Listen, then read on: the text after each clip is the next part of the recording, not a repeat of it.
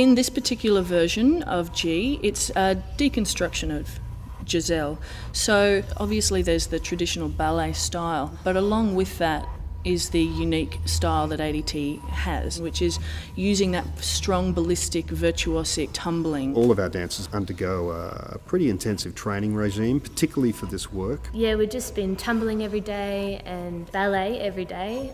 Later on, they've said they're going to get us into cross training because it's a lot of running and a lot of physicality in the show. Every time you exit prompt side, you sprint to the other side. Or if you don't sprint, you walk. And if you walk, then you have to be aware that people might sprint behind you and you have to not be in their way.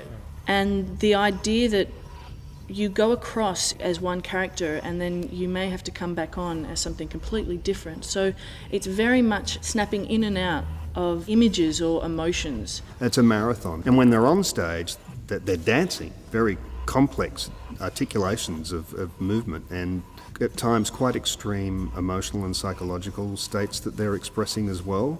So it is very demanding piece. Because you come on one end doing a ballet phrase, you thrust yourself across the stage doing ballet material. You've got to run around and go, okay, now I'm going to go on stage and be petrified and be authentic.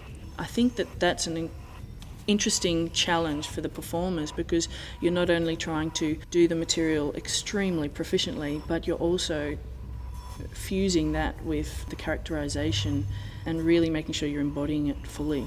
As we learn, we get told the intent behind things that are created. So say there's one moment where a woman has a failing heart, and so we are told from that all the movement comes from grief. The dancers really need to be able to draw from any style of dance, and I think that that is what makes it so interesting because the work has this colour and palette of styles that kind of evoke this trauma and tension. The choices that, as a choreographer, that I have with these dancers is really quite marked and really quite extraordinary. The palette of their possibilities goes way beyond that of conventionally trained dancers, I would say.